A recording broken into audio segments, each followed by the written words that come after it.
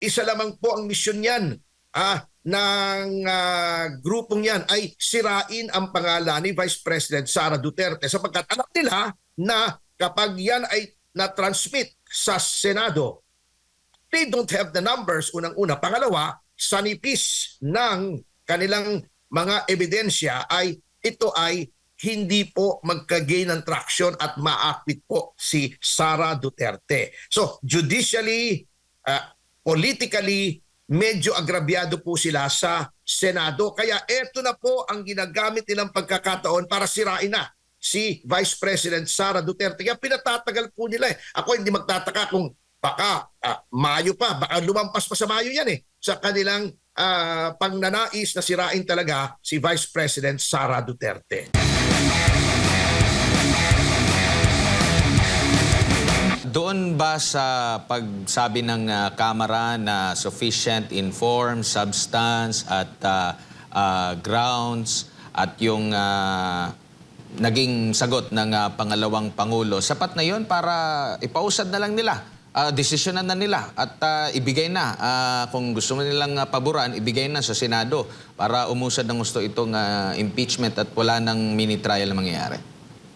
Opo, kasi talaga pong sufficient na yan. Alam niyo po, baka hindi alam ng iba, isa po ako doon sa mga naghain ng impeachment complaint laban sa dating chairman ng COMELEC na si Andres Bautista Jr. Ito po ay successful impeachment po to in the sense na ito pong impeachment ay it was found to be sufficient in all aspects, form and then substance, in-overrule ng plenary. Ang plenary ang na-determine na ito ay dapat iangat sa Supreme Court at nakita ko po yung proseso, yung actual na proseso po dyan sa House. Talaga pong ang basihan ng form, substance at grounds ay yun pong reklamo. Hindi po pwede yung mini trial, small trial, short trial, kahit anong trial po sapagkat hearing po ang hinihingi dyan. Hearing, hindi po lugar ng House Committee na humanap ng ebidensya laban doon sa inireklamo in any impeachment proceedings. Yan po ay trabaho ng Senate bilang isang impeachment court. Ngayon, titignan nyo yung sufficiency ng lahat ng yan base sa ebidensya. Kung may gusto kayong ipatawag nyo yung complainant, ipatawag nyo yung kung sino man, ngunit hindi nyo pwedeng kunin yung mga dokumento ng mga kumpanya na hindi naman nababanggit sa complaint o si answer, hindi nyo naman pwede patawag yung mga tao na hindi nababanggit doon sapagkat that would already constitute a trial na lagpas na po sa kapangyarihan ng House Committee. Opo, yung nangyayari ngayon po dyan sa Kamara, naging malinaw po ba yung double standard? Dahil kini-question po, no? Lalo na ng mga Duterte supporters, bakit yung kay Pangulong Marcos Jr. hindi ganito klase ang treatment? Bakit yung kung issue po ng SALE na binilang mula noong alkalde pa hanggang sa naging vice president, hindi in-apply doon naman sa kay speaker na galing sa daang milyong piso, naging bilyong piso, yung mga ganun po na mga usapin po, attorney?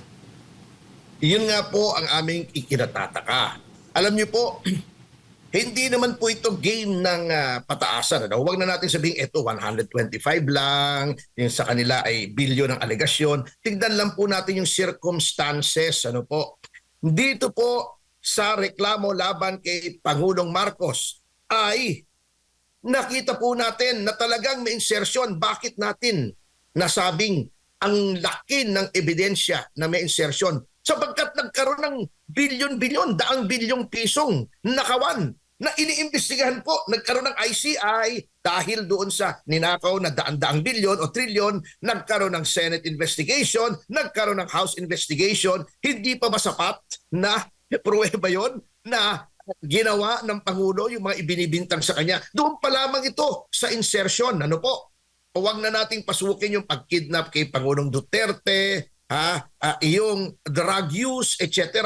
Huwag na natin munang tingnan yon at may mga pending pa. Ito lamang sa General Appropriations Act na ngayon ay nakabinbin na rin sa Korte Suprema. Without going into the merits of that petition, kitang-kita na natin na at least yung sinasabi ni Chairman Luistro na probable cause, ayun na yung probable cause mo eh. Nandoon na mismo sa reklamo. Ang problema lamang po, yung aming reklamo na mas maraming ebidensya na pinakita naman po natin sa publiko, nakahon-kahon ang aming ebidensya, libo-libong pahina ng mga dokumento, at 20 o 30 USB, hindi po nila tinanggap. Diyan lamang po kitang-kita natin na pinapaboran po ng ating House of Representatives ang Pangulo at tinatarget po nila for political assassination si Vice President Sara Duterte. Opo, at may pahayag pa po na ang Kamara na parang hanggang Mayo magsasagawa ng pagdinig ukol nga po dito sa impeachment. Meron namang nagkukwenta na simula nang mag-umpisa ang impeachment, baka mas malaki pa yung nagastos na ba ng Kamara kaysa doon sa mismong sinisingil sa pangalawang Pangulo, Attorney. Ay, yun nga po ang ating sinasabi. Kung ganyan katagal po yan, hindi na po yan hearing. Trial na yan. Huwag mo sabihing mini trial sapagkat ang 2 o 3 buwan na hearing ay trial na po yan. At huwag niyong sabihing yan ay mini trial kung ang dami-dami niyong sinasabpina, duces tecum ng mga dokumento, ang dami-dami niyong pinatatawag na kung sino-sino, at kitang-kita naman po. Kaya alam niyo po, Sir Admar, huwag na tayong umasa ng paatas na laban dyan sa House. Isa lamang po ang agenda niyang committee na yan. Isa lamang po ang misyon yan ng grupong yan ay sirain ang pangalan ni Vice President Sara Duterte sapagkat alam nila na kapag yan ay na-transmit sa Senado, they don't have the numbers, unang-una. Pangalawa, sa nipis ng kanilang mga ebidensya ay ito ay hindi po magka-gain ng traction at ma-acquit po si Sara Duterte. So, judicially, politically, medyo agrabyado po sila sa Senado. Kaya eto na po ang ginagamit nilang pagkakataon para sirain na si Vice President Sara Duterte. Kaya pinatatagal po nila eh. Ako hindi magtataka kung baka Mayo pa, baka lumampas pa sa Mayo yan eh. Sa kanilang pangnanais na sirain talaga si Vice President Sara Duterte. Nakikita nyo rin po ba, Attorney, na itong ginagawa nila, kaya nilubos-lubos nila dyan dahil sa possible na nakikita nilang wala ng suporta, ito baka hindi umusad nga sa plenaryo lang ng Kamara? Alam nyo po, maari din po yan sapagkat sa nakikita po ng iba nating mga kasama dyan sa mababang kapulungan ay talaga na pong mahihirapan na i-justify ang mga actions ng kasalukuyang pamahalaan at baka maging kiss of death o isang sumpa para sa kanila kung sila po ay lalaban kay Vice President Sara Duterte.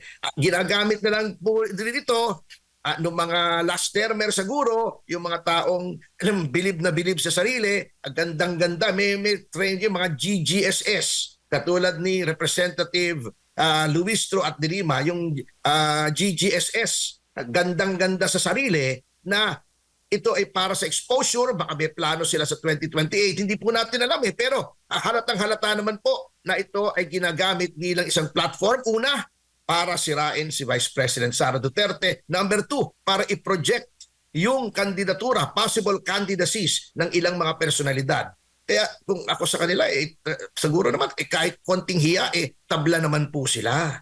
Opo, Attorney, huli na lang po mula sa akin. No? Yung unang petisyon dun sa pag-question ng impeachment po at if ever man nakatigan ng Korte Suprema yung panibagong petisyon, doon ba sa mga involved na mga kongresista na lumagda, pumabor doon sa impeachment at yun nga, yung unang desisyon ng Korte Suprema ay mali yung ginawa po ng Kamara. Maaari ba silang mapanagot dito? Maaari ba silang makasuhan? At if ever din, lumabas din itong panibagong desisyon kung sakali man na makakuha ng paborableng desisyon doon sa mga nagpetisyon ng mga lawyers, meron bang pananagutan yung sino man na nag-push nito, pumirma ng impeachment? Wala po, because these are acts of a congressman in accordance with the plenary power of the House of Representatives na mag-initiate ng impeachment proceedings. In the same manner, yung mga pinagsasasabi po ni Representative Luistro bilang chairman, since iyan po ay ginamit sa sesyon, they cannot be held to account in any other forum. Puwera lamang po sa House of Representatives. Iyan po ay nakasaad sa Article 6, Section 11 ng ating konstitusyon that they cannot be held responsible. So, wala po yan. Pwede lamang po silang managot aside from any complaint, internal complaint within the House itself ay sa taong bayan, the sovereign Filipino people na in the final act ay silang maghuhusga kung sa kanila ay tama o mali ang ginagawa ng kanilang supposedly mga kumakatawan sa kanilang saloobin. Opo. Attorney, si Jade po ulit ito. Huli na lang. Sa tingin ho ninyo, ginagamit ho ba ni VP Sara Duterte ang Supreme Court para iwasan ang kanyang pananagutan sa batas? Kasi sabi nga ni Congresswoman De Lima, hindi dapat pumayag ang Korte na palagi na silang ginagawang takbuhan ni Sara sa pag-iwas niya sa pananagutan sa batas. Your comment, Attorney? Iyang si De Lima isang napakalaking ipokrita yan eh. Alam niyo kung bakit? Sasabihin niya, mali daw yung ginagawa ni Sara Duterte. Pambabastos daw yung ginagawa ni Sara Duterte na hindi siya humarap doon sa hearing. Nung siya po ang may hearing bilang Secretary of Justice doon sa sinasabing bilibid drug trade, hindi rin siya po pumunta eh. Sinabi niya, may karapatan daw siyang hindi pumunta. O bakit ngayong may ibang taong gumagamit ng karapatan, nagagalit siya. Noon po siya ay may warrant of arrest at siya ay aarestuhin. Pumunta rin siya sa Supreme Court. Bago ngayon sasabihin niya ginagamit ni Sara Duterte. Napakalaking ipokrita niyang babaeng yan eh. Kaya lang maganda eh. Kaya medyo pinagpapasensyahan na ng iba. Alam niyo po, yung Korte Suprema ay talagang bukas para sa mga usapin kung saan ang issue ay abuse of governmental powers. Yan po ay naaayon sa saligang batas na nagbigay po ng expanded judicial power sa ating Korte Suprema na to determine whether there is grave abuse of discretion on the part of any government agency. Lahat po ng kawani ng gobyerno, maaaring yan ay Pangulo, ang House of Representatives, ang Senado, ang mga departamento sa ilalim ng executive katulad ng Department of Justice, DILG, etc. Sa Supreme Court po ibinigay ang karapatan upang tignan kung umaabuso. That is part of the system of checks and balances. Kaya para sabihin mong ginagamit ng Supreme Court ay isang malaking kapwitan po yan. Sapagkat talagang nandyan ang Supreme Court para gamitin ng kahit sinong mamamayan na sa pakiramdam nila ay inaabuso ng pamahalaan ang kanilang mga karapatan. Opo. At may sagot po ba kayo doon sa bagong buwelta naman po ni Representative Percy Sendanya laban po sa inyo? Dahil nga sa pagtitira ninyo kay Congresswoman De Lima, kay Congresswoman Luistro at sa iba pa. Hindi ko po alam kung anong sinabi niya eh. Iri daw, kadiri. Kadiri daw kayo. Siguro manalamin muna siya para malaman natin kung sinong kadiri. Attorney, your last message po sa lahat ng ating mga kababayan nanonood po sa mga oras na ito. Maraming salamat po. At mga kababayan, sa gitna nitong krisis sa langis, at tayo ay tinataga sapagkat alam nyo, hindi po gumalaw ang ating gobyerno para pigilin yung profiteering ng mga kumpanya ng gasolina. Ang Pilipinas po sa buong mundo ang pinakamalaking porsyento na itinaas ng mga produktong petrolyo, mga presyo. Sa gitna po nitong pinagnakawan tayo, iniskab tayo, trilyon-trilyon, sa gitna po ng lahat ng hinaharap natin ay inaatupag pa ng ating pamahalaan itong impeachment. Pero manalig po kayo, huwag kayong mawawalan ng lakas ng loob sapagkat 2028 is just around the corner. Magtyaga-tyaga lang po tayo sapagkat kayo po ang may kapangyarihan ayon sa saligang batas at ayon sa political law doctrine. Kayo po ang sovereign, kayo ang may kapangyarihan sa 2028. I-exercise po natin yung kapangyarihan na yan upang baguhin ang ating gobyerno at patalsikin na itong mga ito. In the meantime, huwag po kayong matatakot. punahin ang dapat punahin, magsalita, yung dapat ihayag, at kumilos kung kailangan kumilos kesa lansangan, kesa sarili niyong mga bahay, kesa social media. Huwag po tayong titigil, ipaglaban ang ating kapakanan. Thank Maraming you. salamat po at may Diyos po na tumutulong sa atin. Alam po niya kung anong tama at anong mali at kakatigan po niya tayo kung tama po ang ating ginagawa.